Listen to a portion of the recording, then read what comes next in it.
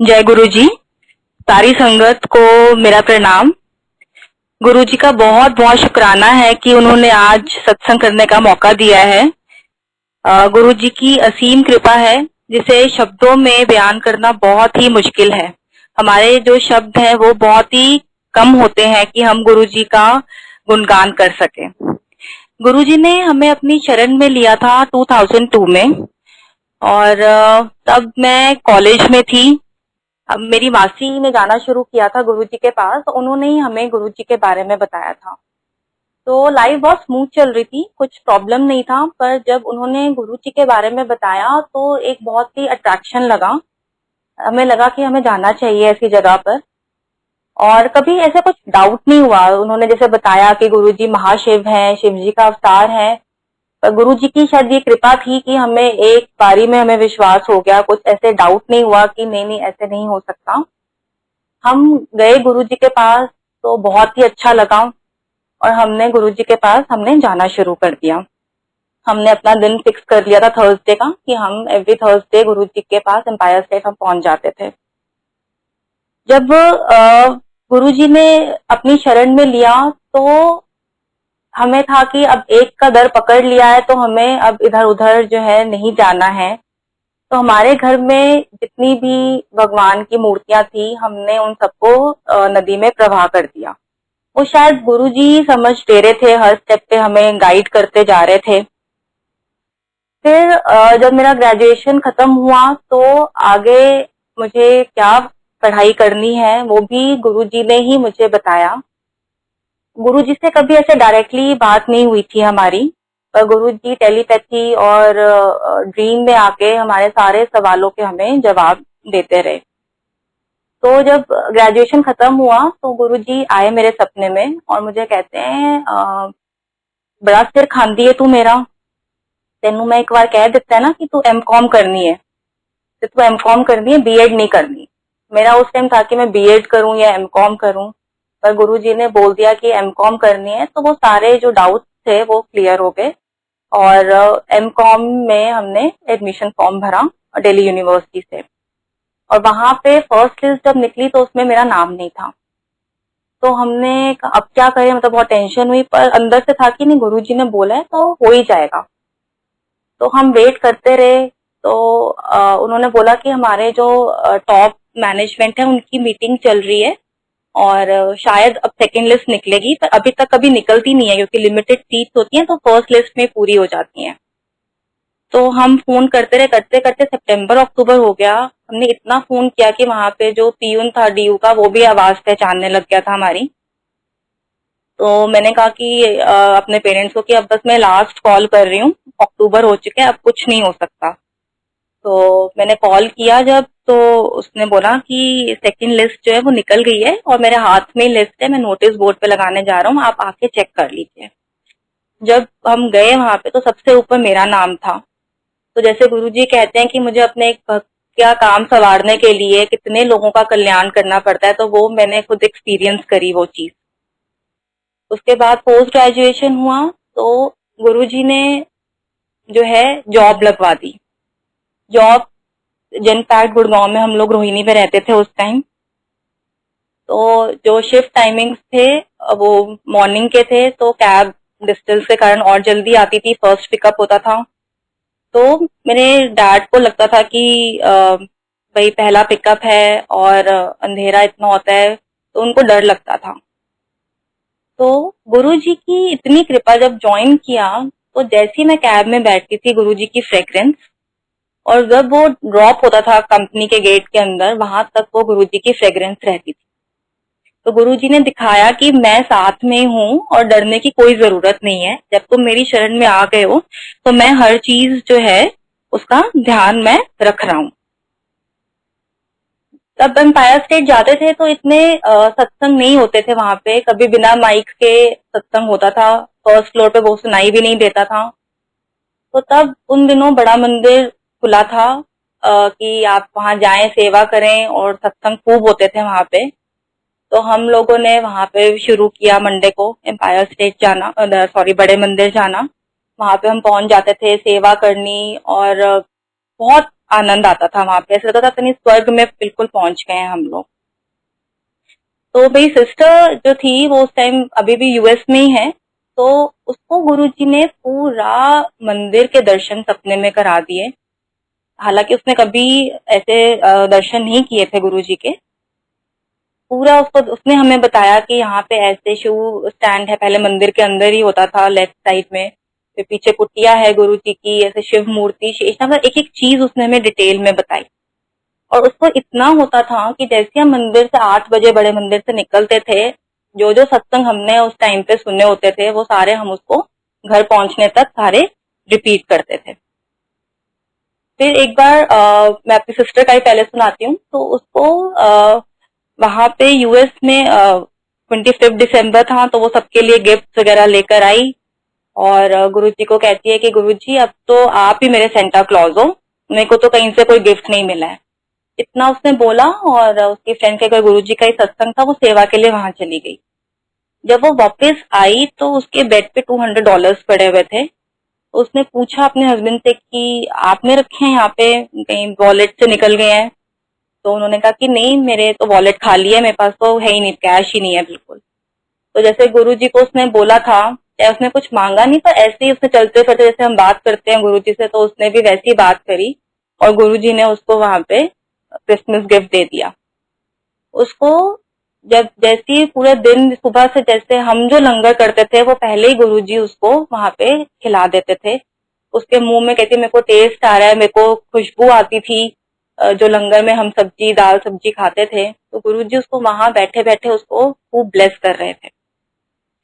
फिर जॉब जब मेरी लगी उसके बाद जैसे हर माँ बाप को लगता है कि शादी की एज है तो अब हम ढूंढें, स्टार्ट करें प्रोसीजर, तो ऐसे मेरे पेरेंट्स को भी लगा, उन्होंने आपस में बात की होगी। तो मेरे को सपना आया गुरुजी का फिर से कि बहुत बड़ा सत्संग हो रहा है गुरुजी का। और गुरु जब मैं मत्था टेक रही हूँ, आज्ञा ले रही हूँ गुरुजी से, तो गुरुजी ने मेरे हाथ में एक पर्ची पकड़ाई। तो मैंने कहा ये क्या है गुरुजी? तो कहते हैं ये ना तेरा फ्यूचर है और अपनी मां नू कहते कि चिंता करन दी कोई लोड़ नहीं है, मैं तेरा ब्याह करावांगा, तेनू मैं चंगा मुंडा दिलावांगा। तो मैंने कहा ठीक है गुरुजी। मैंने सुबह जब मैं उठी तो मैंने अपना ड्रीम शेयर किया अपने पेरेंट्स के साथ। तो वो कहते हैं हाँ हम डिस्कस तो कर रहे थे। तो मैंने कहा अब गुरुजी ने बोला है कि वही शादी कराएंगे तो अब आप आराम से बैठ जाओ। तो ऐसे ही हुआ जैसे गुरुजी ने प्रॉमिस किया था, तो बिल्कुल वैसे ही हुआ। एक दिन मंडे का दिन था, 14 मई 2007। उस दिन वहां पे सेवादारों को आज्ञा थी मंडे के दिन बड़े मंदिर में कि गुरुजी ने आना था और मंदिर उन्होंने कहा था कि आप खाली करवा देना। मैं समहाउ उस दिन नहीं जा पाई थी मंडे को। तो जैसे ही वो जो टाइम आया तो सेवादार ने मंदिर खाली करवा दिया, सारे संगत बाहर थी। तो इतने में गुरुजी की गाड़ी रुकती है, आकर गुरुजी आए। अब गुरुजी अंदर है मंदिर में तो किसी का मन नहीं कर रहा था जाने का, तो सब बाहर ही खड़े थे। तो गुरुजी ने बोला कि जितनी भी संगत बाहर खड़ी है उनको अंदर बुला दो। तो सब संगत को अंदर बुलाया गया। गुरुजी को तो पता ही था कि क्या है, गुरुजी पूरा एम्पायर स्टेट से वहां से पूरा प्रसाद भी लेकर आए थे अपने साथ। फिर गुरुजी जो मंदिर के साथ जहाँ पे अब झूला लगा है उस लॉन में गुरुजी आके बैठे और एक अंकल कहते हैं वहां पे कि मेरी ना कभी बात ही नहीं हुई गुरुजी से, मेरे को 2 साल हो गए आते हुए। तो वो अंकल मेरे पापा की तरफ इशारा करके बोलते हैं आपकी 2 साल से बात नहीं हुई है? देखो ये भाटिया अंकल हैं, इनकी 5 साल हो गए इनको आते हुए, इनसे कभी बात नहीं हुई गुरुजी ने नहीं करी, इन्होंने तो कभी कंप्लेंट नहीं किया। तो ऐसी बातचीत चल रही थी। तो इतने में जब सब सेटल हो गए, गुरुजी बैठ गए चेयर पे, तो गुरुजी ने सेवादार को भेजा कि जाओ भाटिया अंकल को बुला के लाओ। तब फर्स्ट टाइम था संगत जी, जब 5 साल में जब पहली बार गुरुजी ने हमारी फैमिली से बात करी थी ऐसे फिजिकल सामने सामने बिल्कुल।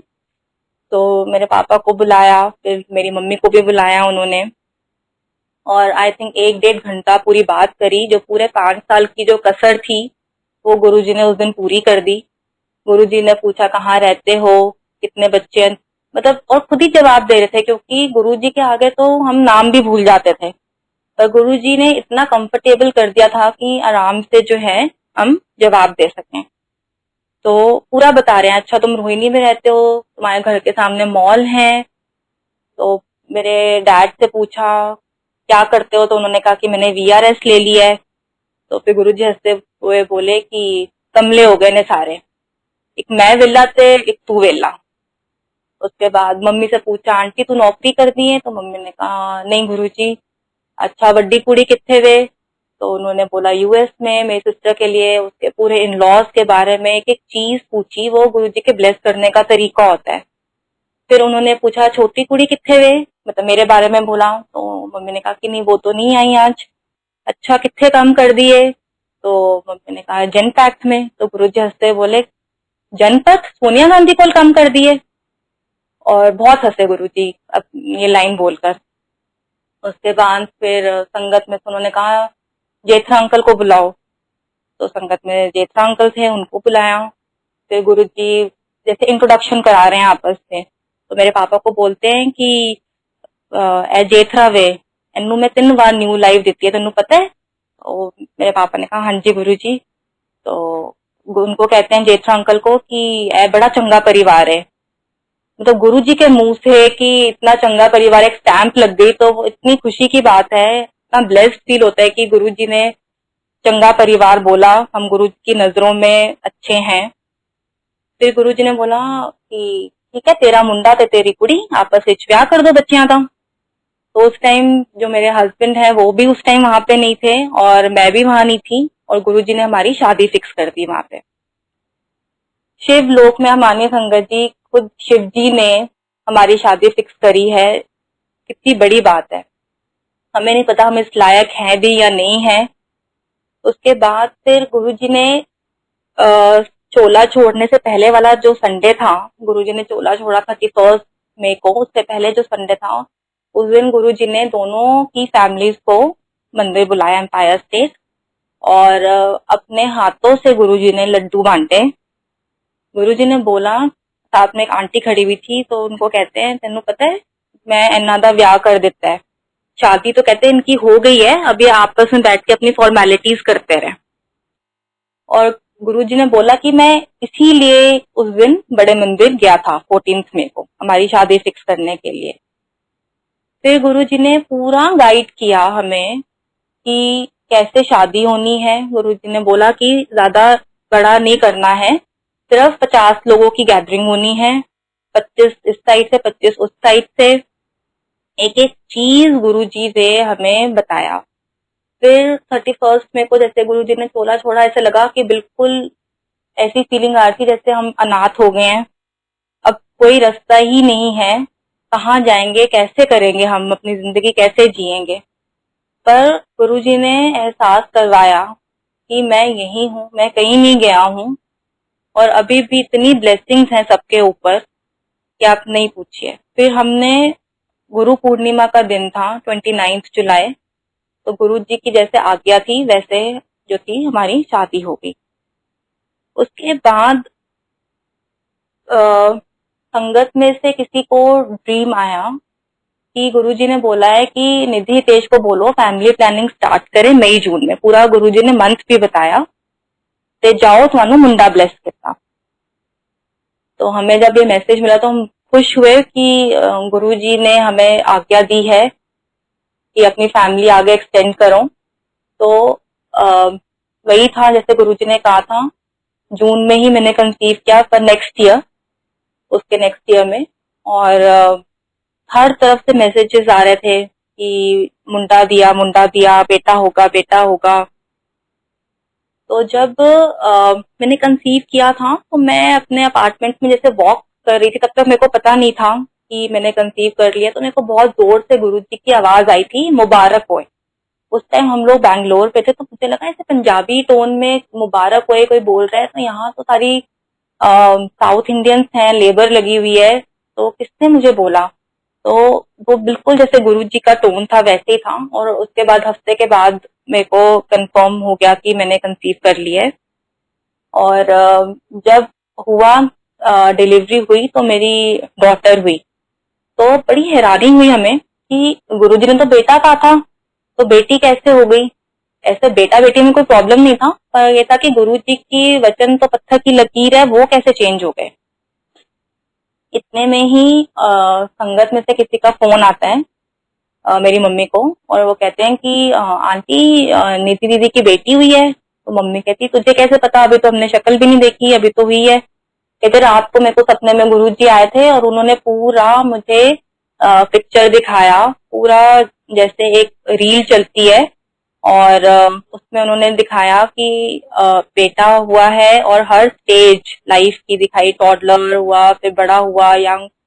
तो उसके अंदर कि वो बहुत ही बिगड़ा हुआ है जब वो बड़ा हुआ है, और दोनों जो है पेरेंट्स सिर पे हाथ रख के बैठे हुए हैं कि अब हम क्या करें। तो फिर गुरुजी ने कहा ये देख, अगर मैं इनको बेटा देता ना तो इनका ये हाल होना था, इसलिए मैंने बेटे को बेटी में कन्वर्ट कर दिया है। कहते ये तो मेरे बाएं हाथ का खेल है। कहते लड़के तो मैं ऐसे ही बांटता रहता हूँ सबको, पर लड़कियां जो है मैं बहुत किस्मत वालों को देता हूँ जो उनको अच्छे संस्कार दे सके। तो वो इतनी खुशी हुई सुनकर हमें कि भाई जो भी हो रहा है, पता तो था कि गुरुजी की मर्जी से ही हो रहा है, पर वो जैसे कहीं से मैसेज आ जाए या कुछ है तो एक कॉन्फर्मेशन हो जाता है कि हाँ गुरुजी की ही रजा है इसके अंदर। फिर हमें था कि हम तो नाम नहीं रखेंगे, क्योंकि हमारी फैमिली में जो बाकी बच्चे उनका नाम भी गुरुजी ने ही रखा है, तो हम नहीं रखेंगे नाम, हम गुरुजी नाम रखेंगे इसका। तो हम काफी टाइम तक, काफी महीनों तक हम वेट करते रहे कि गुरुजी की तरफ से कोई मैसेज आएगा कहीं से, तो हम वही नाम रखेंगे इसका। फिर मेरे फादर को गुरुजी का मैसेज आता है कि उसका नाम नंदिनी रख दो। तो एक दिन इन लोगों ने आपस में अपनी डिस्कशन में लगा दिया कि भाई बहुत पुराना नाम है ये वो करके, और इन्होंने हमें मैसेज कन्वे नहीं किया। फिर अगले दिन रात को गुरुजी सपने में आते हैं और बहुत ही डांट लगाई मेरे फादर को, और कहते हैं कि तू मैसेज क्यों नहीं देता, तेरा काम है मैसेज देना, और मनन या ना मनन वो उन्होंने की मर्जी है। तो कहते हैं कि उन्होंने कौन सा पूरी जिंदगी बैंगलोर बैठे रहना है। तो ठीक है, जैसी सुबह हुई तो मेरे को फोन आया कि पापा का कि गुरुजी ने नंदिनी बोला है नाम। तो वो इतनी खुशी हुई, हम तो वेट ही कर रहे थे कि गुरुजी नाम बताएं और हम रखें, तो हमने अपनी बेटी का नाम नंदिनी रख दिया। उसके बाद मैं आपको बताती हूँ अपने पापा का। जब 2007 दिसंबर में आफ्टर माय मैरिज, तो उनको कैंसर डिटेक्ट हुआ। ट्रीटमेंट हो गया, गुरुजी के बहुत मैसेजेस आए कि ऐसे करना है वैसे। जब जिस दिन सर्जरी थी उस दिन सुबह गुरुजी का मैसेज आया कि अगर आप किसी को मानते हो तो उस पे आपको 100% सरेंडर करना है। ये टीवी पे जैसे आस्था चैनल जो था वो देख रहे थे, उसके अंदर बस वो खत्म ही था प्रोग्राम, और ये लास्ट लाइन ऐसा लगा वो बस हमारे लिए ही है वो लाइन। तो उसने बोला कि जैसे आप किसी पे विश्वास करते हैं तो आपको 100% सरेंडर करना है उसके ऊपर। जैसे कोई डॉक्टर है, अगर वो आपको आपकी शर्ट का बटन भी अपनी दे देगा कह के कि ये दवाई है, आप खाएंगे तो आप ठीक हो जाएंगे क्योंकि आपको विश्वास है। तो ऐसे ही अगर आप पे कोई गुरु है तो आपको उन पे 100% सरेंडर कर। इतना सा लाइन हुई और वो बंद हो गया प्रोग्राम। उसके बाद सर्जरी हुई, उसकी रेडिएशन हुई, और फिर वो ठीक हो गए। तो ऐसे लगा कि लोग घबराते क्यों है कैंसर से, ऐसा तो कुछ नहीं था, और ठीक भी हो गए, पता भी नहीं चला कि कैसे है। तो और जब न्यू लाइफ दी गुरुजी ने उनको, जो 3-4 साल दिए, उसके बाद इतना सत्संग, इतना ज्यादा उनसे सत्संग करवाया। मतलब घर पे दिन में 2-2 बार सत्संग करना, इधर जाना उधर जाना सत्संग के लिए। और पापा को बोला था कि सुबह उठ के अमृत वेला करने के लिए गुरुजी ने, और कभी अगर वो नहीं उठ पाते थे तो गुरुजी खुद आके उठाते थे। कभी हमारी डोरबेल बजती थी, कभी लैंडलाइन होते थे, उस टाइम पे लैंडलाइन की घंटी बज रही है, हाथ पकड़ के उठाते थे, और लिटरली उनके हाथों पे उंगलियों के निशान छपे होते थे कलाई पे कि गुरुजी ने आके जैसे खींच के उठाया उनको कि अमृत वेला कर। तो वो उनके कुछ शायद कर्म रह गए होंगे 3-4 साल, जो गुरुजी ने पूरे उनके जो थे कर्म कटवाए हैं। और जब उनकी फिर रिलैप्स हुआ और उसमें फिर वो चले गए, उनका डेथ से 1 साल पहले उनको खुद को ही सपना आया, और उसमें दिखाया उनको कि वो अपनी डेड बॉडी देख रहे हैं वहां पे सपने में। और संगत में ही एक अंकल हैं, दीपक चाचा अंकल, और वो उनका क्रिमेशन कर रहे हैं। तो उठ के उन्होंने शेयर किया पापा ने, तो हमने कहा कि नहीं ऐसे ही होगा। और he had a younger brother, तो कहते हैं, हमने कहा वो करेंगे क्रिमेशन, अगर कुछ है ऐसा तो ऐसा नहीं होगा, कुछ नहीं है, आपको ऐसे वहम हो रहा है। और वही हुआ, जैसे पापा बहुत बीमार हुए तो दीपक अंकल एक बार घर आए हमारे, तो उन्होंने बोला कि मुझे ऐसे सपना आया, और बहुत हेजिटेट कर रहे थे वो बताने के लिए। तो उन्होंने बताया कि मेरे को ना ऐसे सपना आया है कि अंकल की डेड बॉडी है और मैं उनका क्रिमेशन कर रहा हूँ।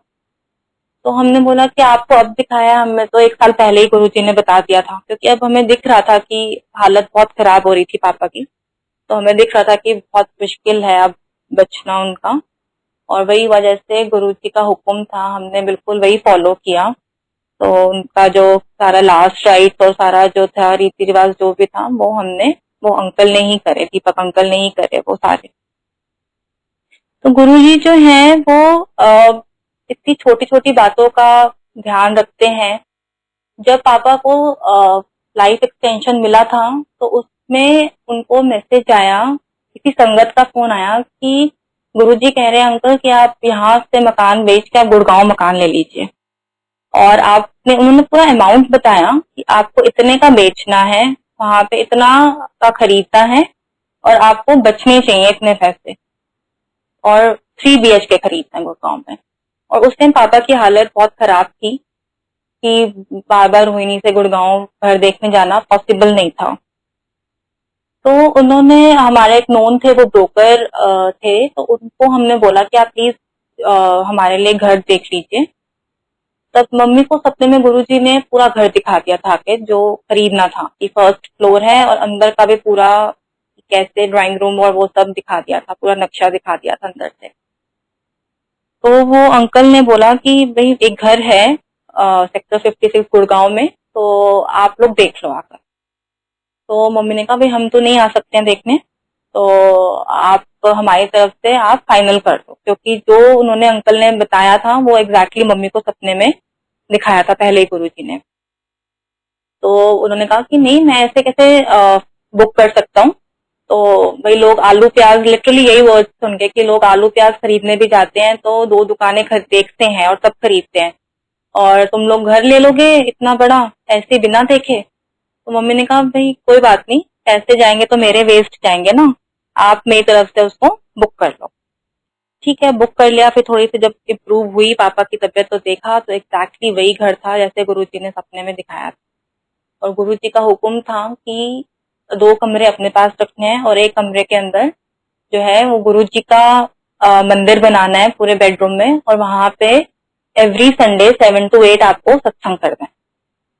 तो जैसे गुरुजी ने कहा था वैसे ही हुआ।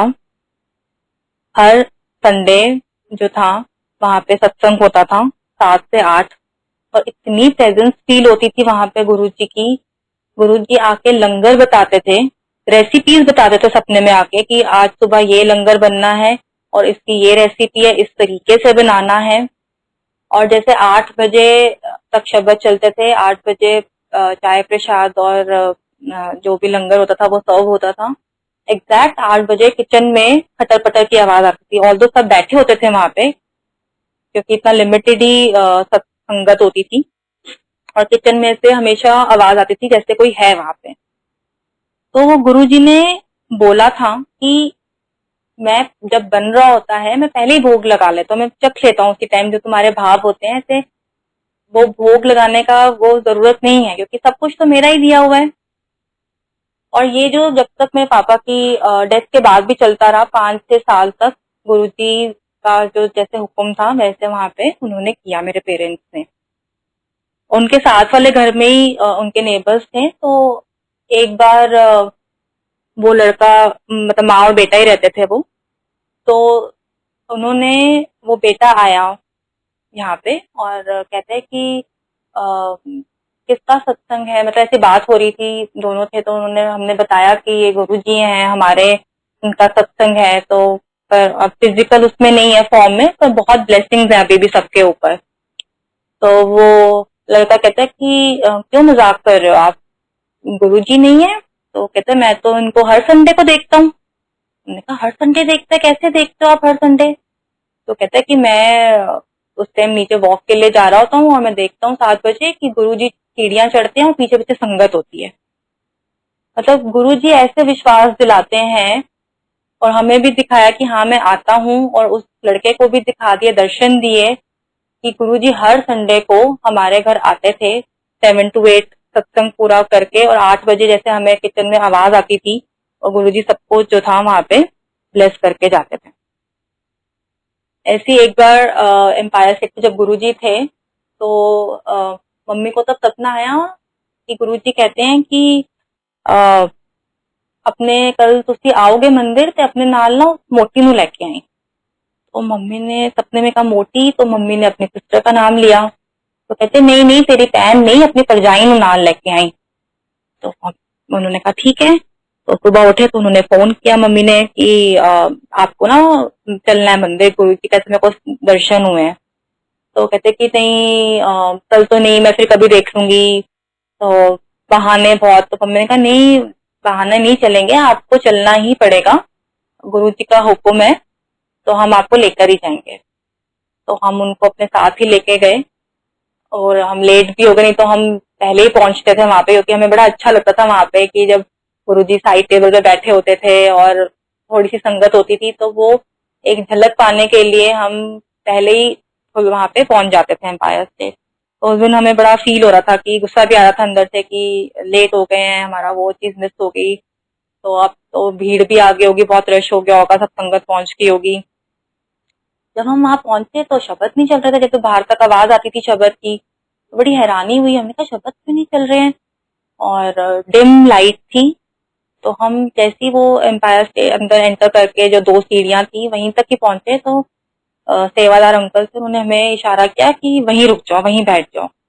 तो हमने जब देखा गुरुजी की तरफ, गुरुजी अपनी गद्दी पे बैठे हुए थे, तो गुरुजी ने अपने दोनों हाथ एक के ऊपर एक हाथ ऐसे रखा हुआ और उन्होंने, समझ नहीं आया हमें क्या हो रहा है। तो हमने देखा वहां पे वो उनके हाथ में एक छोटा सा कुछ आया लड्डू जैसा, और करते करते करते वो इतना बड़ा हो गया।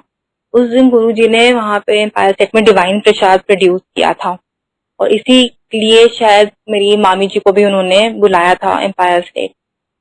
तो उसके बाद गुरुजी के हाथ एकदम लाल, इतनी जैसे हीट निकलती है हाथों में से। फिर एक बोल में गुरुजी ने पानी मंगवाया, उसमें अपने हाथ डिप करे और उसका कलर ऐसे होगा जैसे नारियल पानी का होता है, मिल्की वाइट। और सब संगत को बोला कि बैठने के लिए बोला, और एक एक चम्मच चरणामृत सबको वो मिला जिसमें हाथ धोए थे गुरुजी ने, और लाइन से सब आए, उसमें से सबको गुरुजी ने थोड़ा थोड़ा डिवाइन प्रसाद दिया। वो ऐसा प्रसाद, मतलब ऐसा स्वाद उसका, इतनी फ्रेग्रेंस उसमें से आ रही थी कि जब हमने खाया तो ऐसा लगा था हमारे अंदर से फ्रेग्रेंस आ रही है। तो वो जिसके लिए निकाला था वो आरडी सिटी के मालिक हैं, उनके लिए, गुड़गांव में, उनके लिए निकाला था। तो बाकी जो बचा हुआ था वो लिपि में डालकर गुरुजी ने उनको दे दिया। फिर हम बैठे तो फिर गुरुजी ने कहा कि बैठे क्या हो यहाँ पे, देखो पीछे नजारे, इतना अमृत आ रहा है। गुरुजी की फोटोज में से इतना अमृत टपक रहा था। फिर लोगों ने हाथ से पहुंचना शुरू किया, चुन्नियों से। फिर गुरुजी ने बोला कि नहीं, टच नहीं करो, दूर से ही देखो उसको। तो वो जो नजारा था वो इतना डिवाइन उस टाइम कि बिल्कुल ऐसे लगता है, जैसे मैं आपको सुना रही हूँ तो मैं बिल्कुल फ्लैशबैक में पहुंच गई हूँ, ऐसा लगता है मैं अभी भी वहीं पर ही हूँ और वो सब मेरी आंखों के आगे जो है अभी भी हो रहा है वो चीज। गुरुजी हमेशा ब्लैक सॉक्स पहन के रखते थे। गुरु, बहुत कम संगत ने गुरुजी के ऐसे चरण देखे होंगे बिना सॉक्स के। तो एक बार मम्मी को बहुत होता था कि पता नहीं गुरुजी को पता है हम आते हैं नहीं आते, कभी बात नहीं की, कुछ एक्नॉलेज नहीं कभी किया, तो हमें ऊपर भी बिठा देते हैं हमें। उनको ये चीज बहुत फील होती, तो मैं को कह रही थी कि नहीं ऐसा कुछ नहीं है। गुरु जी के आगे अगर आप शरण में आ गए हैं तो सब पता है गुरु जी को कि कौन आया है क्या है। तो गुरु जी को मम्मी को सपने में गुरु जी ने अपने चरण दिखाए बिना सॉक्स के। तो मम्मी जब छूने लगी तो गुरु जी ने कहा कि हल्ले नहीं, जब तू कल आएंगी मंदिर ता तू मत्था टेक। और वही हुआ, अगले दिन हम सब लाइन में खड़े हुए आज्ञा लेने के लिए, और मेरे को और पापा को गुरुजी के चरण सॉक्स नहीं दिख रहे हैं जैसे थे, और मम्मी को बिना सॉक्स के दिख रहे थे। उन्होंने छुए चरण और बाहर आके वो बता रही है कि आज तो बिना सॉक्स के थे। हमने कहा नहीं, सॉक्स पहनी हुई थी गुरुजी ने। तो कहते नहीं, मैं तो टच करें गुरुजी के चरण। तो जैसे गुरुजी ने सपने में उनको बोला था कि कल आना, मैं तब तू चरण छूना, तो वैसे ही जो था गुरुजी ने उनको दर्शन दिए बिना उसके, अपने सॉक्स के। और जैसे गुरु मम्मी को लगता था कि गुरुजी को पता नहीं नाम भी पता है या नहीं, तो ऐसे हुआ कि कक्कड़ अंकल थे, उन्होंने ऊपर भेजा कि मत्था टेकने के बाद कि ऊपर जाके बैठ जाओ। तो जैसे ही मुड़े तो गुरुजी ने आवाज लगाई, भारती आंटी इत्थे ही बैठ जा। तो वो इतनी खुश हुई मम्मी की गुरुजी ने नाम से बुलाया और मुझे नीचे बैठने के लिए बोला। तो गुरुजी इतने स्वीट, छोटी छोटी बातों का इतना ध्यान रखते थे कि संगत खुश रहे। और हमें बस गुरुजी पे पूरा सरेंडर करना है। हमें जैसे हमारी जो एंट्री है वो होगी है गुरुजी के पास, हम हेड ऑफिस में हैं, तो हमें ब्रांचेस में जाने की जरूरत नहीं है, हमारा काम वहीं पर ही हो जाएगा। हमें इधर उधर भटकने की बिल्कुल भी जरूरत नहीं है। गुरुजी ने सारे वहमों में से हमें निकाला है। जैसे बिल्ली रास्ता काटना, पहले हम कितना छींक मारना, ये सब कितना वहमों में हम रहते थे, पर अब कुछ भी नहीं है। पूरा लाइफ पूरा ऐसे चेंज हो गया, हम लगता है कि बिल्कुल ही डिफरेंट पर्सन बन गए हैं हम लोग, हम थे ही नहीं ऐसे। और गुरुजी तो बहुत सिंपल थे। फूल, आरती, डेकोरेशन कभी भी उन्होंने एनकरेज नहीं किया ये चीजें। और हमें भी वही चीज फॉलो करनी चाहिए, क्योंकि गुरुजी कुछ प्रवचन तो देते नहीं थे, जो छोटी छोटी बातें हमें पुरानी संगत से, इधर उधर सत्संग से पता चलती हैं, तो हमें बस उनको फॉलो करना है। तो हमें वो चीज करनी चाहिए जो गुरुजी को पसंद है, ना कि जो हमें पसंद है। पर आजकल उल्टा होता है, आजकल जो संगत को पसंद है वो होता है, गुरुजी को क्या पसंद है क्या पसंद नहीं है वो आई थिंक हम सब भूल ही गए हैं। और मेरे जैसे गुरु, इसमें शब्द में भी चलता है कि जो गुरुजी के सेवादार होते हैं उनके अंदर भी इतनी शक्ति होती है कि वो कुछ मुंह से निकालें तो वो गुरुजी पूरा कर देते हैं। तो एक बार मेरे फादर को बहुत बैकएक थी कि उठना बैठना भी मुश्किल था। तो गुरुजी ने उनको बोला कि टेलीपैथी में कि जब मंडे को तू मंदिर जाएगा ना, वहां पे तेरे को किशोरी अंकल मिलेगा।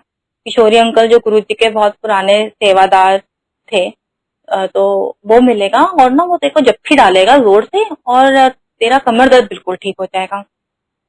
तो ठीक है। जब सुबह हम लोग गए मंदिर तो सेवा कर रहे थे, तो वहां से किशोरी अंकल दूर से आ रहे थे और वो ऐसे आ रहे थे दोनों बाजुएं फैला के, जैसे हम किसी को हक करने के लिए एकदम आगे जाते हैं, तो ऐसे ही वो पूरा दोनों बाजुएं फैलाकर और पापा की तरफ आ रहे थे। और उन्होंने इतने टाइट उनको हक किया मेरे फादर को, और बस उनके कुछ टाइम के बाद ही, कुछ फ्यू सेकंड्स के बाद उनका कमर दर्द बिल्कुल ठीक हो गया। और वो किशोरी अंकल से भी इतनी फ्रेग्रेंस आती थी जैसे गुरुजी से आती थी, क्योंकि वो दिन रात गुरुजी के साथ ही रहते थे। तो गुरुजी तो कहते हैं कि मेरी जो सत्संग है, अगर आप एक फोटो लगा के भी आप कर लोगे तो मेरा सत्संग हो जाता है, इतना इलेबोरेट करने की जरूरत नहीं है। दो संगत बैठ के भी वहां पे गुरुजी का सत्संग कर सकते हैं। एक बार मैं आपको दिवाली बताती हूँ, हमने गुरुजी के साथ जो हमने मनाई थी, हम एम्पायर स्टेट पहुंचे, दिवाली वाला दिन था। क्योंकि जब से गुरुजी के थे हमें तो कोई दीन दुनिया का होश ही नहीं था। सब हमें कहते थे कि अरे तुम तो अब मिलते ही नहीं हो, हर वक्त तुम गुरुजी के पास ही रहते हो। पर हमें कहीं अच्छा ही नहीं लगता था, सोशल सर्कल बिल्कुल खत्म हो चुका था। कोई भी फेस्टिवल है, कोई त्योहार है, तो वो हमें था कि बस हम फटाफट जो है गुरुजी के पास, गुरुजी के मंदिर में हम पहुंच जाए। तो ऐसी दिवाली थी और हम लोग पहुंच गए, जल्दी पहुंच गए। हम इतने खुश क्योंकि वहां पे सिर्फ गुरुजी बैठे थे और कोई भी नहीं था, कोई एक सेवादार भी नहीं था वहां पे। तो हम बैठने लगे, तो अभी हम पूरा बैठे भी नहीं थे, तो गुरुजी ने कहा कि जाओ जाके ऊपर बैठो। तो हम ऊपर चले गए। हमें लगा कि हाय काश हमें बैठने ही देते गुरुजी नीचे। ऊपर गए तो वो पहली बार हमने देखा था ऐसा माहौल वहां पे शब्द नहीं चले, पूरे टाइम पिक्चर के गाने चलते रहे, पुरानी पिक्चरों के गाने सारे। और इतना प्रसाद गुरुजी ने अपने हाथों से दिया हमको। तो उस दिन हमें वो था पिन्नी प्रसाद मिला। तो 4-4 पिन्नी पहले गुरुजी ने दी अपने हाथों से, और खाई भी जाती थी, कुछ हैवी नहीं होता था, कुछ नहीं। वो प्रसाद गुरुजी की लीला होती थी, नहीं तो घर में हमसे नहीं खाया जाता इतना, और वहां पे हम इतना इतना खा लेते थे। तो वहां पे हमने वो खाया, पिन्नी प्रसाद लिया। उसके बाद फिर लंगर भी था, दिवाली था तो थोड़ा स्पेशल लंगर था। उसमें भी जो था 4-4 पिन्नियां फिर से थी, तो वो हमने खाई। उसके बाद जब आज्ञा ली तो फिर वो प्रसाद मिल गया, और वहां पे तब यही था, अभी भी है कि अगर आपको वहां प्रसाद मिले तो आपको वहीं खत्म करना है। आप घर लेके आओगे तो वो मिठाई है, और अगर आप वहां खाओगे तो वो दवाई है। तो हमने वो सब खाया वहां पे। क्या गुरुजी ने कष्ट काटा क्या नहीं। तो गुरुजी के तो ट्रीटमेंट ऐसे ही होते थे, किसी को अल्सर है तो उसको लाल मिर्ची खिलाते थे, शुगर वाले को मिठाइयाँ खिलाते थे, तो और किसी के घुटनों में दर्द है तो उसको लस्सी बोलते थे पीने के लिए। तो ये गुरुजी के तरीके थे ट्रीटमेंट करने के। और बस यही है कि हमें जो है गुरुजी के ऊपर पूरा हमें फेथ हमें रखना है वहां पे। और एक मेरे को और सत्संग याद आया है, हम जब बैंगलोर में थे तो गुरुजी का बर्थडे आया। तो हमें लगा हम वापस नहीं आ पा रहे थे दिल्ली, कुछ था, तो हमने कहा कि हाय मिस हो जाएगा गुरुजी का बर्थडे, कैसे करें। तो बड़ा फील हो रहा था, हम किसी को जानते भी नहीं थे वहां पर। तो चलो कोई बात नहीं, हम ना घर पे ही कर लेते हैं, लंगर बनाते हैं और आपस में दोनों बैठ के हम गुरुजी को याद कर लेंगे। तो पूरा प्रॉपर लंगर जैसे होता था, चटनी और वो सब, 2 सब्जी रोटी सब मीठा सब बनाया। और बना के मैं ऐसी बैठी हुई थी और मेरी बेड पे और मेरी आंख लग गई। तो वो उसमें गुरुजी आए, और मैंने देखा कि बाहर की डोरबेल बजी है और गुरुजी अंदर आए हैं। तो मैंने उनको बोला कि मैं बहुत खुश, मैंने बैठने के लिए बोला तो गुरुजी नीचे बैठ रहे हैं जमीन पे। तो मैंने कहा नहीं नहीं गुरुजी नीचे नहीं बैठो, आप ऊपर बैठो। तो गुरुजी ने अपनी पॉकेट में से एक हैंकी निकाला जमीन पे बिछा के, और गुरुजी उस पर बैठ गए। और मुझे कहते हैं कि चलनी है लंगर हमेशा थल्ले बैठ के होता है। तब इतना बड़ा मैसेज है हमारे लिए कि अगर आप बैठ सकते हो नीचे तो आप लंगर हमेशा नीचे बैठ के ही करो। जब गुरुजी ने दिखाया कि वो नीचे जमीन पे बैठ के लंगर कर रहे हैं तो हमें भी वही चीज करनी चाहिए। तो मैं उनको लंगर दे रही हूँ, मैंने एक एक चीज उनको दी, और मैं चटनी देना भूल गई। तो गुरुजी ने मांग के मुझसे चटनी ली कि चटनी भी बनाई है तूने, तो मैंने उनको दिया। फिर गुरुजी कहते खीर प्रसाद तो बड़ा सोना बनाया है। तो मैंने कहा थैंक यू गुरुजी। और फिर वो ड्रीम जो था वो खत्म हो गया, मेरी आंख खुल गई।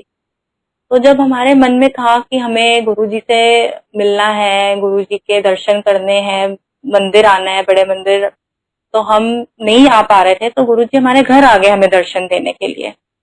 तो कोई गुरुजी ये नहीं देखते कि कोई छोटा है, बड़ा है, अमीर गरीब है, एक छोटा सा बच्चा भी अगर सच्चे दिल से याद करता है तो गुरुजी उसको दर्शन देने के लिए जरूर पहुंच जाते हैं वहां पे।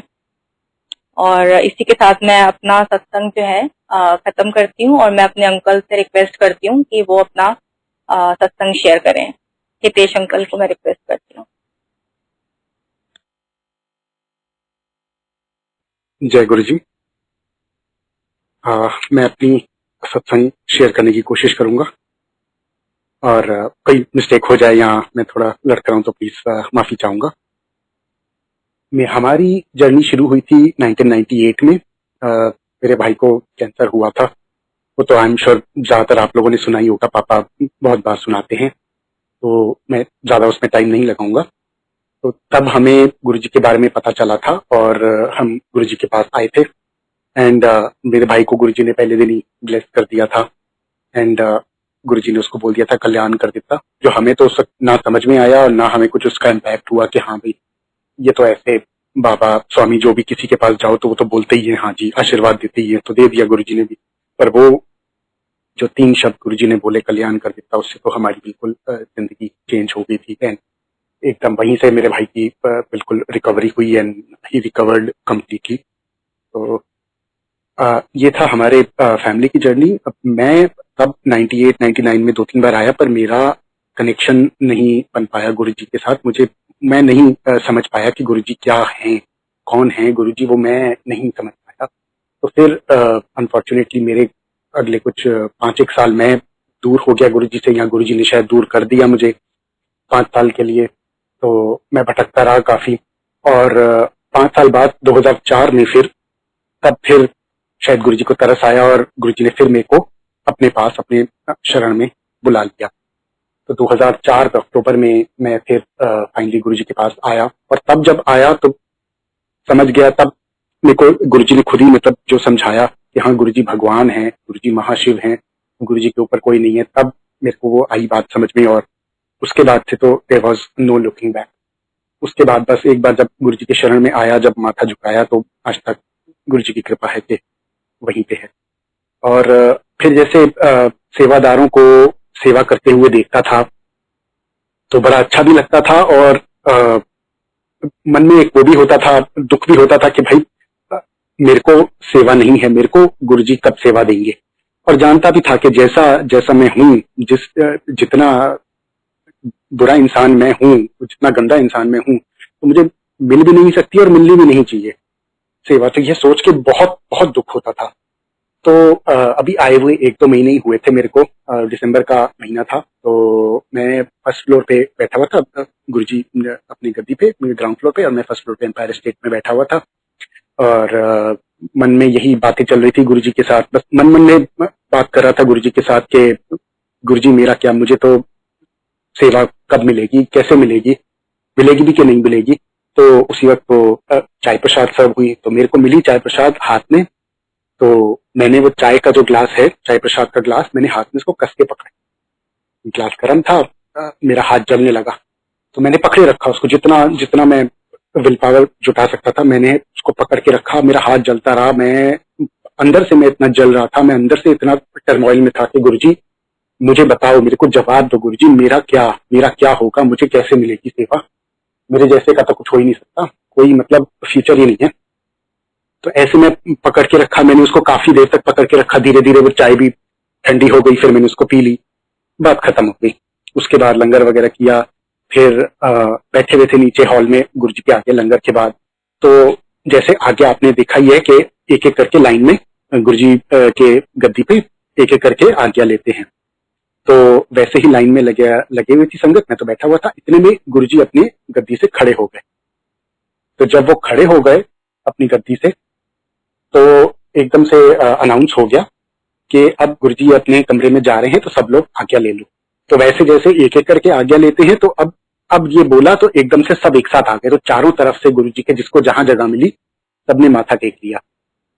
तो मैंने भी टेक लिया, और टेका। तो जब मैंने माथा टेका तो मन में यही था कि गुरुजी हमेशा मना करते थे कि भाई टच नहीं करना। तो मैंने कहा ठीक है, कुछ समझदारी इसमें नहीं दिखाते। और उन्होंने जैसे बिल्कुल गुरुजी के आगे ही, मैं फेसिंग गुरुजी के सामने बिल्कुल वहीं पे मैंने माथा टेका हुआ था, और कारपेट पे मैंने हाथ रख दिया। गुरुजी के दोनों चरण थे, उनके बीच में मैंने कारपेट पे हाथ रख दिया, उनको टच नहीं किया मैंने। तो गुरुजी ने चुपचाप अपना, मतलब विदाउट सेइंग एनीथिंग, ना मैंने कुछ गुरुजी को बोला, ना गुरुजी ने मुझे कुछ बोला, उन्होंने अपने एक चरण अपना जुत्ती में से निकाला और मेरे हाथ के ऊपर रख दिया। और इस तरह गुरुजी ने ये पूरी लीला की कि चोला गुरुजी ने पहना हुआ था और मेरा हाथ उनके चरणों के बीच में था, तो चोले से कवर हो गया था। तो ना किसी को पता चला, ना किसी को दिखा। और मेरे भी जैसे ही हाथ पे उन्होंने पैर रखा, मेरे तो एकदम कान खड़े हो गए कि ये क्या हो गया। और ना मैं तो ना उठने जोगा था, ना मैं कुछ बोलने जोगा था, मैं तो बस वहीं बैठा रहा। और पता नहीं कितनी देर गुरुजी ने ऐसे रखा, कुछ सेकंड होंगे आई गेस। फिर वापस अपने जुत्ती में अपना पैर डाला और उसके बाद चले गए। न मैंने कुछ गुरुजी से बोला, न गुरुजी ने मुझसे कुछ बोला, पर मेरे सवाल का उन्होंने जवाब दे दिया कि मैं हूं, डोंट वरी, जो करना है मुझे करना है, अब तुम आ गए हो, मेरी शरण में आ गए हो, मैं देख लूंगा। तो सेवा का बहुत मुझे रहता था कि सेवा सेवा सेवा कैसे मिलेगी। तो उसके बाद फिर कुछ टाइम बाद एक बार ऐसे ही हुआ कि साइड बोर्ड पे जैसे गुरुजी बैठते थे किचन के पास, तो वहां बैठे हुए थे गुरुजी, और हम सब संगत उनके आगे बैठी हुई थी। तो मन में वही सोच रहा था, गुरुजी सेवा मेरे को कब मिलेगी सेवा।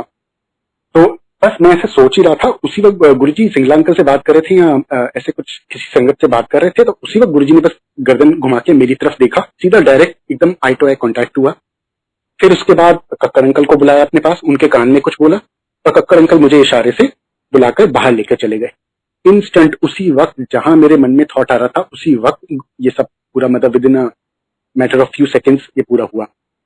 बाहर ले गए और कक्कड़ अंकल ने पूछा भाई सेवा लगानी है, अब आप बताओ कौन से दिन पे आओगे। तो मैंने कहा फ्राइडे। तो कहते ठीक है फ्राइडे फिर पार्किंग में आपकी सेवा। तो जो मन में ख्याल था उसी वक्त गुरुजी ने उसको पूरा किया और वही मेरी सेवा लगा दी। और उसके बाद फिर बस 2004 से किसी न किसी सेवा में गुरुजी ने लगा के ही रखा। इस सेवा में भी मुझे ये लगता था कि गुरुजी आपकी सेवा है सराखों पर, लेकिन एक तो आपके दर्शन नहीं होते बिकॉज चाय प्रसाद लेकर फिर एकदम भागना पड़ता है। पर मैंने कहा ठीक है गुरुजी आपकी सेवा है तो सराखों पर है। और दूसरा फिर ये कि अब क्योंकि तब आजकल तो जैसे लंबी चौड़ी टीम होती है, तब इतनी नहीं होती थी। तब 100, 150, 200 गाड़ियां आती होंगी और एक या मैक्सिमम 2 सेवादार होते थे। तो सेम संगत होती थी, हम सेम सेवादार, तो सब पहचानने लगते थे। तो मुझे बड़ा ऑड लगता था, मेरे को मतलब मैं कंफर्टेबल नहीं होता था इतना, बिकॉज बाद में जब लंगर करके बाहर जाते थे तो सब लोग आके बातें, अब सब पहचानने लग गए थे तो आके बातें करते थे सब आके, और मेरे को वो बहुत अनकंफर्टेबल लगता था। मेरे को बिल्कुल मैं इतना पसंद नहीं करता लाइमलाइट। तो मेरा वही होता था गुरुजी मेरे को तो किसी कोने में कहीं पीछे दे दो सेवा, बस मैं करता रहूं चुपचाप कि किसी को पता भी ना चले। पर ऐसे गुरुजी ने इतना आगे आगे, गुरुजी मुझे धक्के दे दे के ऐसे आगे आगे करे। मैं गुरुजी कर क्या रहे हो आप, जो मेरे को बिल्कुल कंफर्टेबल नहीं था। तो वो चीज मुझे तब नहीं समझ में आ रही थी कि गुरुजी तैयारी कर रहे थे, कैसे मेरे को ट्रेन कर रहे थे आगे के लिए, कि अगली जो सेवा गुरुजी ने देनी थी उसके लिए अभी से ही वो ट्रेनिंग दे रहे थे कि तैयार तो हूं मैं उसके लिए कि कुछ आगे हो सके। फिर उसके बाद गुरुजी के चोला छोड़ने के कुछ टाइम बाद मेरे को बैंगलोर से ऑफर आई। तो जब बैंगलोर से ऑफर आई तो हमारा बिल्कुल मन नहीं था कि मंदिर दिल्ली में है, तो हमने कहा बैंगलोर इतना दूर कौन जाएगा, कौन वहां पे रहेगा इतना, सबसे दूर, न फैमिली न गुरुजी न संगत, तो दिल्ली ठीक है। पर फिर उस वक्त ऑप्शन भी कुछ नहीं था मेरे पास, मैं जॉब हंट कर ही रहा था। तो हमने कहा ठीक है जाकर देखते हैं, ट्राई करके देखते हैं। चाहे मेरा मन नहीं था तो इसीलिए मैंने जब नेगोशिएशन राउंड था तो मैंने बहुत ज्यादा पैकेज मांग लिया। मैंने कहा इतना पैकेज मांगा है मना कर देंगे और मेरे को जाना नहीं पड़ेगा, क्योंकि बिल्कुल मन नहीं था दिल्ली छोड़ के जाने का, गुरुजी को छोड़ के जाने। पर उन्होंने वो भी एक्सेप्ट कर लिया। मैंने कहा भाई अब तो फंस गए, अब तो जाना ही पड़ेगा। संगत से भी बात की तो उन्होंने कहा भाई जाकर देखो, देखो कैसे लगता है, नहीं मजा आएगा तो वापस तो आ ही सकते हो। ठीक है जाते हैं। तो हम चले गए।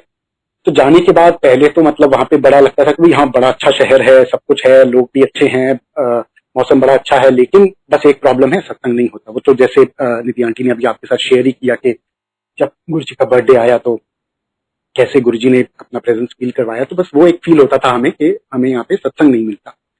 तो फिर हमने कहा भी ठीक है जो भी है। तो कुछ टाइम हमने करीब 1.5 साल तो हमने ऐसे ही रोते रोते निकाल दिया कि भाई सत्संग नहीं होते, सत्संग नहीं होते जी, बैंगलोर में सत्संग नहीं होते। फिर हमने मेरी फैमिली आई हुई थी दिल्ली से, तो हमने सोचा भी चलो सत्संग कर लेते हैं। तो जब सत्संग का सोचा तो इधर पापा में अभी मंदिर में ही थे, दिल्ली में थे उस वक्त। तो पापा को भी पता था, बताया कि भाई ऐसे हम सत्संग करने वाले हैं सैटरडे या संडे, जो भी वीकेंड पड़ा था उस पे। अब पापा उस वक्त मंदिर में सेवा कर रहे थे, तो किसी संगत को बता रहे थे कि कल मेरे बेटे के यहाँ बैंगलोर में सत्संग है। और जो दीपक गुप्ता अंकल हैं जो चाय प्रसाद सर्व करते हैं, वो उस वक्त वहां से गुजर रहे थे। तो उनके कान में ये बात पड़ गई।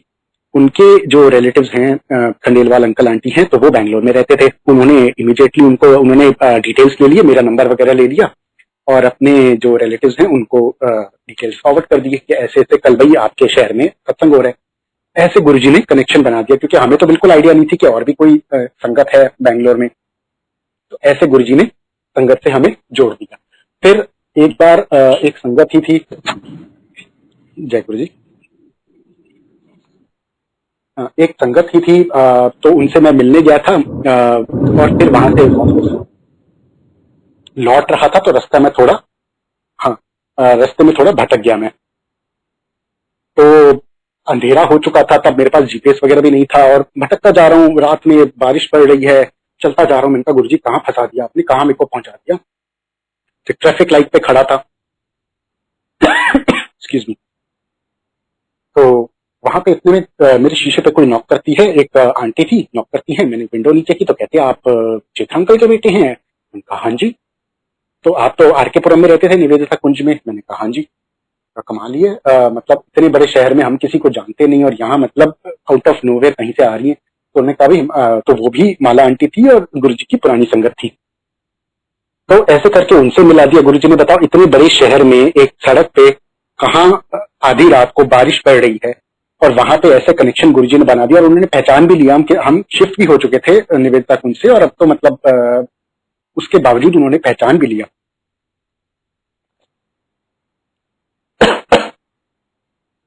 तो ऐसे गुरुजी ने एक एक करके संगत से जोड़ा और फिर हमने कहा भी ठीक है, जितनी भी फैमिलीज हैं हम आपस में तो सत्संग स्टार्ट करेंगे। और हमने सत्संग स्टार्ट कर दिए और देखते ही देखते इतनी फैमिलीज जुड़ती गई। किसी को पता चला कि और एक कोई संगत है, किसी को किसी और संगत के बारे में पता चला। करते करते इतनी फैमिलीज जुड़ गई और आज की डेट में जब पता चलता है तो हजारों की तादाद में संगत हो गई है बेंगलोर में। तो वो चीज अब समझ में आती है कि क्या गुरुजी ने करवाना था और गुरुजी का क्या पर्पस था बेंगलोर भेजने का। सत्संग गुरुजी ने स्टार्ट करवाना था। अब जब एक और चीज इसमें मैं बताता हूँ, जब सत्संग स्टार्ट हुआ वहां पे बेंगलोर में तो फिर सब यही बोलते थे अच्छा भाई निधि हितेश इन्होंने बेंगलोर में सत्संग स्टार्ट किया। तो सुन के मेरे को भी ऐसे ही लगने लगा। मेरे को भी ये गलतफहमी हो गई कि हाँ यार सही बात है, हमने ही तो स्टार्ट किए, हमने ही तो इनिशिएटिव लिया, तभी तो स्टार्ट हुए सत्संग यहाँ पे। तो वो जो गलतफहमी जब हुई मन में आ गई, ऐसी गुरुजी ने चपेट लगाई गुरुजी ने कि बिल्कुल सारी गलतफहमी दूर हो गई। और कुछ टाइम बाद जाके वो पूरी चीज समझ में आ गई कि करने कराने वाले सब गुरुजी हैं। गुरुजी चाहते थे बेंगलोर में सत्संग स्टार्ट हो, जो भी है उनकी संगत थी वहां पे और स्कैटर्ड थी और शायद गुरुजी से अरदास कर रही होगी सत्संग के लिए जिस तरह हम कर रहे थे। तो सब करना था, उन्होंने किसी के थ्रू करवाना था तो हमारे थ्रू करवा दिया।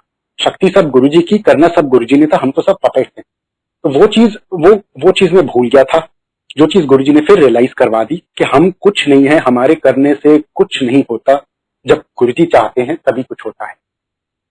और 1.5 साल भी हमने हमने पहले अगर शुरू कर दिया होता कि भाई संगत नहीं है कोई बात नहीं, हम आपस में बैठ के तो शुरू करते तो शायद पहले ही शुरू हो जाते। पर हमने भी इंतजार में बैठ गए कि शायद गुरुजी कुछ करेंगे, कुछ होगा। उस चक्कर में हमने भी 1.5 साल वेस्ट कर दिए।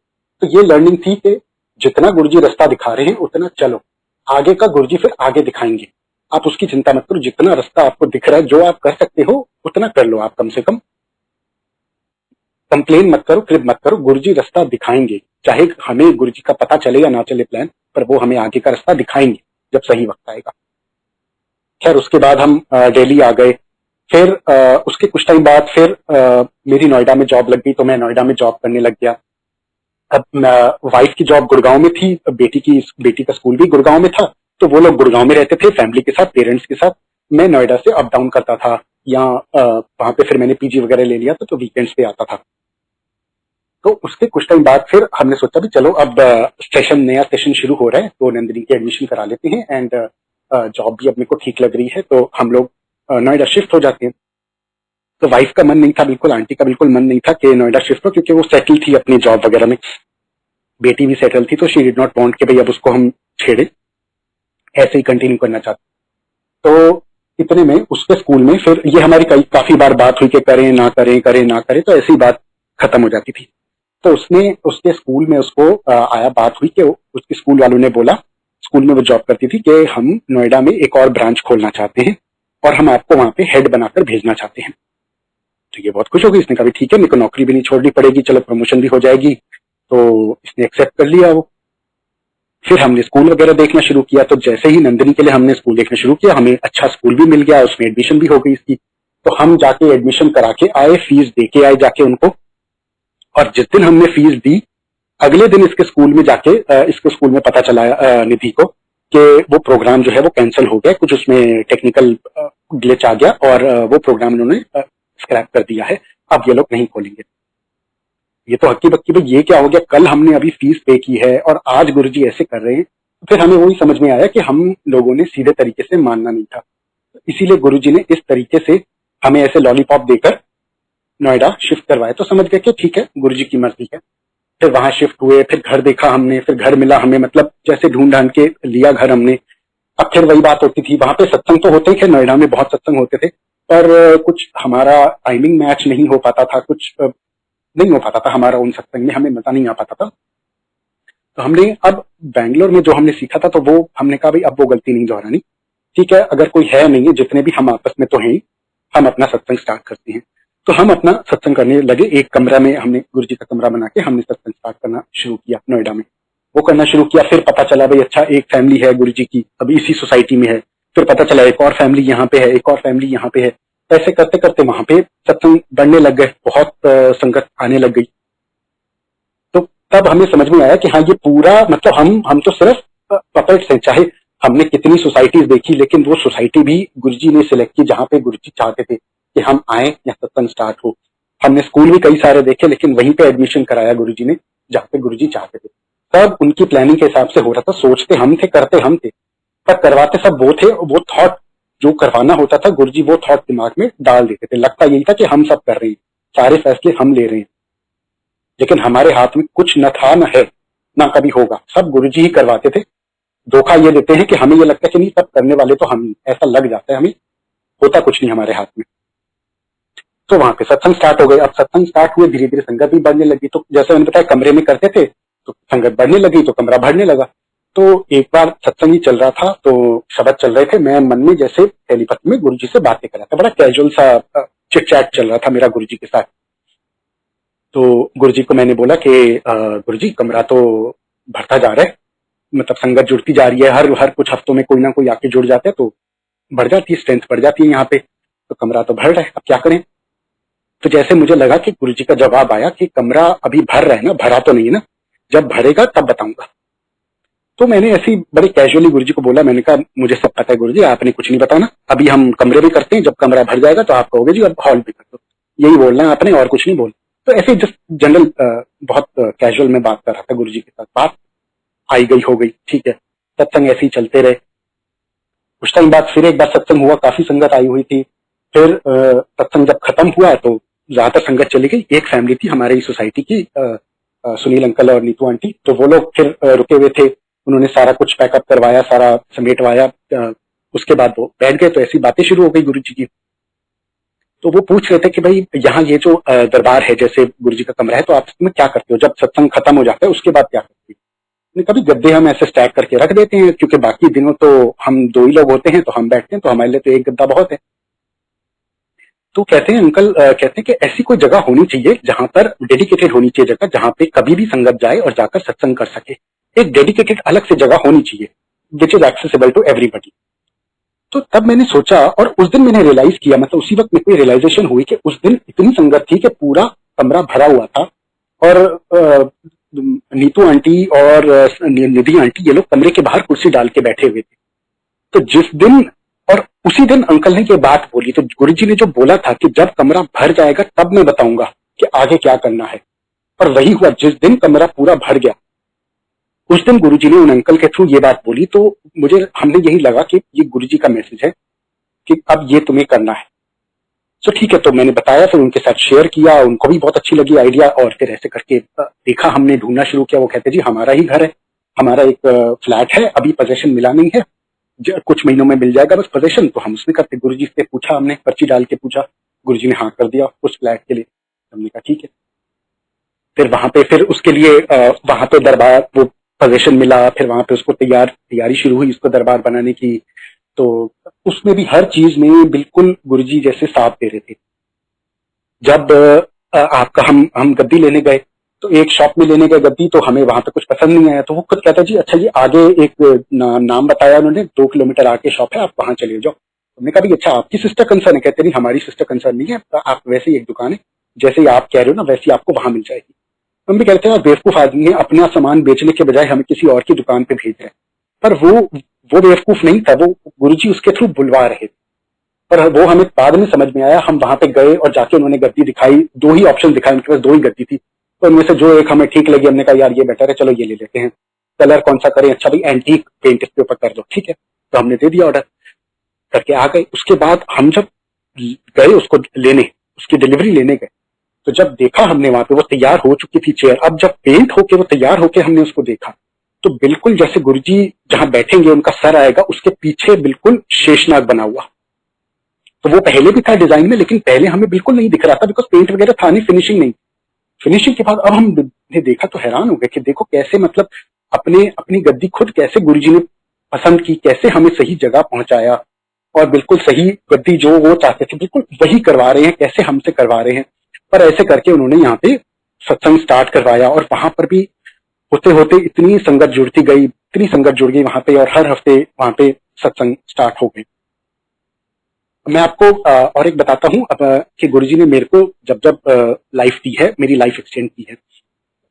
पहली बार हुआ था 2006 में। 2006 में 31 दिसंबर का फंक्शन था और एक तिवाना आंटी है पंजाब की संगत पुरानी, वो आई हुई थी दिल्ली। तो गुरुजी ने उनको हमारे पास हमारे घर पे रुकाया हुआ था, तो हमारे साथ मंदिर आई हुई थी वो। अब हमने आज्ञा ली तो गुरुजी ने आज्ञा दी सबको कि चलो छुट्टी, तो हम लोग घर जाने लगे। फिर इतने में किसी को पीछे सेवादार को भेजा और पापा को बुला लिया। तो उसके बाद हमने सोचा भाई अब हम क्या करें, भाई पापा को बुला लिया है तो फिर हमने कहा भाई हमें तो आज्ञा दी है गुरुजी ने कि छुट्टी दी है, पापा को रोका है, हमारे पास 2 गाड़ियां, ठीक है तो हम लोग निकलते हैं, पापा बाद में आएंगे, हमारा रुकना ठीक नहीं है, क्योंकि जब गुरुजी आज्ञा देते हैं आपको तो आपको उसको माननी है उसी वक्त। तो हम तो आंटी की एक गाड़ी थी और एक मेरी गाड़ी थी, मेरी नई थी गाड़ी उस वक्त, आंटी की काफी पुरानी थी। तो हमने कहा चलो हम ये गाड़ी में निकल जाते हैं, पापा के लिए, पापा अकेले आएंगे तो उनके लिए मैं दूसरी गाड़ी छोड़ दी कि आप इसमें नई गाड़ी में आ जाना, और हम दूसरी गाड़ी तिवाना आंटी की गाड़ी लेके हम निकल आए वहां। तो गाड़ी में थोड़ी प्रॉब्लम वगैरह थी, ब्रेक वगैरह की दिक्कत थी, और रास्ते में फॉग, इतना ज्यादा फॉग था, 31 दिसंबर की रात थी, इतना भयंकर फॉग था उस रात, कुछ भी नहीं, बोनेट के आगे कुछ नहीं दिखाई दे रहा था। बड़ी मुश्किल से गाड़ी चला रहे थे, गाड़ी के पीछे गाड़ी चला रहे थे, आगे वाली गाड़ी ने ब्रेक लगाई, हमसे ब्रेक लगी नहीं, इसमें ब्रेक ही नहीं थी इसमें, और जाके उस गाड़ी में ठोक दिया। काफी गाड़ी को तो काफी डैमेज वगैरह हुआ, पर जो भी उसके बाद हम में से किसी को कुछ नहीं हुआ। मम्मी मेरे साथ बैठी हुई थी तो उनका सर जाके शीशे को लगा, शीशा टूट गया, लेकिन उनको चोट नहीं आई। तो हम सबको गुरुजी ने बचा लिया, गाड़ी के ऊपर जो भी डैमेज होना था उसको गाड़ी पे डाल दिया। खैर हम लोग घर आ गए। हम घर आए तो उतने में थोड़ी देर में पापा भी आ गए, तो थोड़ी देर पापा को बिठाया होगा, आधा पौना घंटा, और उसके बाद उनको भेज दिया।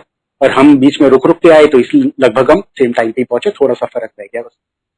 तो पापा आए तो पापा को हमने बताया कि ऐसे ऐसे एक्सीडेंट हुआ है, और पापा बताते हैं कि मैं बैठा हुआ था गुरुजी के पास और उसी वक्त गुरुजी ने बोला जा तेनू न्यू लाइफ दी। और उसके बाद और फिर हमने कोराबोरेट किया कि अराउंड जिस टाइम पे पापा को बोला उन्होंने न्यू लाइफ दी, लगभग वही टाइम था जब हमारा वहां पे एक्सीडेंट हो रहा था। तो वो गाड़ी वैसे पापा चला के ले गए थे और उनको चलानी थी, तो he was suppose to be in that car, और वो एक्सीडेंट उनका होता। और उसके बाद जब हम थर्सडे को गुरुजी के पास गए तब गुरुजी ने बोला कि पूरे टबर को, मतलब सबको, हमको गुरुजी ने न्यू लाइफ दी। तो हम सबकी उसमें डेथ लिखी हुई थी उस एक्सीडेंट में, और गुरुजी ने वहां पे हमें एक्सटेंशन दी, हमारी लाइफ एक्सटेंड की 2006 में 31 दिसंबर को। फिर उसके बाद 2014 में भी दिसंबर 2014 में मेरे को सपना आया कि गुरुजी मुझे कह रहे हैं कि मेरे पास अब ज्यादा टाइम नहीं बचा। तो मैं थोड़ा उठा जब, तो अपसेट हो गया उस बात को सुन के कि ऐसे गुरुजी ने बोला है कि अब मेरे पास ज्यादा टाइम नहीं बचा। और खैर कुछ उस पर किया नहीं ज्यादा कुछ। हमने कहा ठीक है गुरुजी हैं, जो करना होगा गुरुजी करेंगे, हम क्या कर सकते हैं। तो फिर उसके 1-2 दिन बाद मेरी सिस्टर को गुरुजी ने ड्रीम दिखाया, तो गुरुजी उनको दर्शन दे रहे थे। गुरुजी बैठे हुए थे अपने सिंहासन पे, और एकदम से गुरुजी सिंहासन से खड़े हुए और कहते हैं मेरे को जाना है, मेरे को जल्दी जाना है, मेरे को हितेश को ब्लेस करने जाना है। ऐसे कह के गुरुजी चले। तो कुछ शायद होना था, आई डोंट नो क्या होना था, शायद मुझे याद भी नहीं है, हो सकता है कुछ हुआ हो तब, पर कुछ ना कोई प्रॉब्लम आनी थी जो ना मुझे पता चली। और गुरुजी को तो खैर पता ही था, और उन्होंने दूर से ही उसको दूर कर दिया, ठीक कर दिया और हमें बचा लिया। तो वहां पर फिर मेरे को न्यू लाइफ की गुरुजी ने बचाया। फिर 2017 में हम लोग हरिद्वार ऋषिकेश गए थे। तो वहां पर ऐसा था कि पानी में किसी ने बोला था भाई हमारे लिए गंगा जल लेके आना, ठीक है ले आएंगे।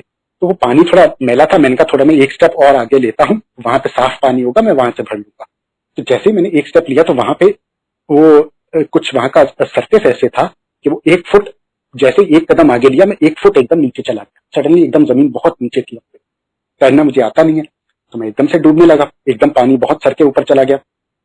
हाथ पांव मारे कुछ हो नहीं रहा था, तैरना आता नहीं था, तो मैं स्ट्रगल कर रहा था। बस इतना ही उस वक्त मेरे अंदर पानी जाने लग गया, काफी हाथ पांव मारा, कुछ हुआ नहीं उससे, और मेरे अंदर पानी, लंग्स में, पेट में पानी जाना शुरू हो गया। वह इतना ही मैं मन में सोच पाया कि गुरुजी बचा लो, सिर्फ इतना थॉट आया मेरे मन में। और उसी वक्त मेरे को अपने पैरों के नीचे एक कुछ लेवल सरफेस सी कुछ मिल गई, एक कोई पत्थर सा या कुछ मेरे को मिला, और उसको पकड़ पकड़ के फिर मैं बाहर आ गया। और कुछ सेकंड भी अगर और निकल गए होते तो मैंने बचना नहीं था। और उससे एक दिन पहले ये लोग मार्केट में घूम रहे थे, बाकी सब लोग, तो इनको वहां पे बहुत फ्रेग्रेंस आ रही थी गुरुजी की। यही कह रहे थे, भाई गुरुजी हमारे आसपास ही हैं, शायद हमें ब्लेस कर रहे हैं, क्या कर। और वो अगले दिन समझ में आया कि गुरुजी क्यों आए थे, क्या गुरुजी हमें ब्लेस कर रहे थे। फिर मैं बताता हूं, मैं एक बार मेडिटेशन में बैठा था, तो मुझे मेडिटेशन में गुरुजी ने दिखाया कि मेरा एक्सीडेंट हो रहा है एक एसयूवी के साथ, बड़ी गाड़ी है, और हेड ऑन कोलिजन हो रहा है। तो मेडिटेशन में ऐसे गुरुजी ने दिखाया, मैं एकदम आंख खोल दी मैंने, और मैं थोड़ा डिस्टर्ब सा हो गया था। तो मैंने कहा ठीक है, जैसा हर बार सोचते थे कि गुरुजी बैठे, गुरुजी देखे, हम तो वैसे ही कुछ कर नहीं सकते, ठीक है। तो उस दिन मेरी नाइट शिफ्ट होती है, तो मैं रात को वापस आ रहा था घर, और पेट्रोल पंप पे पेट्रोल भरवा रहा था। तो साथ में एक ट्रक आके खड़ी हुई, और वो ट्रक रिवर्स कर रही थी। अब सोचो, पेट्रोल पंप पे ट्रक रिवर्स कर रही है, और आते आते उसने आके मेरी गाड़ी को मार दिया, और उसमें थोड़े बहुत निशान आ गए गाड़ी पे। तो उस वक्त तो बड़ा गुस्सा आया मेरे को, ट्रक वाले से मैंने बहुत झगड़ा किया। पर बाद में मैंने रियलाइज किया कि ये वो एक्सीडेंट है जो मेरा होना था। तो कहाँ तो हेड ऑन कोलिजन होना था, और उस हेड ऑन कोलिजन को गुरुजी ने जरा सा मतलब गाड़ी को टच करा दिया, रुकी हुई गाड़ी को टच कराने में, उतने में गुरुजी ने 10% भी नहीं था ये, तो उतने में गुरुजी ने उसको खत्म करा दिया। फिर एक बार फिर ऐसे ही मेरे को दिखाया, मेडिटेशन में ही था, तब मुझे दिखाया कि मेरी गाड़ी को पीछे से आके किसी लाल गाड़ी ने मारा है। मैं अपना मेडिटेशन में गुरुजी के साथ बैठा था, बिल्कुल मतलब ऐसा कुछ सोच भी नहीं रहा था, और कहां से एकदम से वो विजन आया कि मेरी गाड़ी है और पीछे से आके लाल गाड़ी ने आके ठोका है। मैंने कहा ठीक है गुरुजी देख लेंगे। अब फिर मैं एक बार ट्रैफिक सिग्नल पे खड़ा था, और पीछे से आके रुकी हुई गाड़ी को पीछे से आके बाइक ने आके पीछे से हल्का सा टच किया, मारा, थोड़ा सा मारा, और उसने साइड से निकाल ली। फिर मैंने कहा यार बदतमीज आदमी है, मार के देखो, रुका भी नहीं, कुछ बोला भी नहीं, सीधा बस भगा के ले गया गाड़ी। एंड आई रियलाइज वो लाल कलर की बाइक थी। तो मैंने देखा लाल कलर की गाड़ी को गुरुजी ने बाइक में कन्वर्ट कर दिया, और पता नहीं कितना एक्सीडेंट होना था, और उसको इतने से में मैंने उतर के देखा भी नहीं। मैंने कहा गुरुजी ने जो किया है अच्छा ही किया है। लाइफ में इतनी प्रॉब्लम्स आई हैं, इतनी इतनी दिक्कतें आई हैं, और हर एक में से ऐसे गुरुजी ने निकाला है। अगर इतने साल पहले, मतलब अगर पिछले 10 साल या 17 सालों पहले अगर मुझे पता होता कि अगले 17 सालों में मुझे इतना कुछ झेलना है, इतना कुछ देखना पड़ेगा, तो शायद मैं तो टूट जाता, मेरे में तो हिम्मत ही ना होती कि लाइफ को फेस करने की। पर वो कैसे उंगली पकड़ के गुरुजी ने एक एक प्रॉब्लम में से आराम से बिल्कुल धीरे धीरे करके कैसे निकाल दिया। हैरानी होती है, आज मुझे खुद हैरानी होती है जब मैं देखता हूँ कितना कुछ सर्वाइव किया है, कितना कुछ से गुरुजी ने निकाल लिया है। और वो गुरुजी ही थे जो निकाल सकते हैं, जिन्होंने निकाला है। अपने आप से तो मैं नहीं कर पाता सब कुछ। तो इसी के साथ बस मैं अपना सत्संग कंक्लूड करूंगा। जय गुरु जी।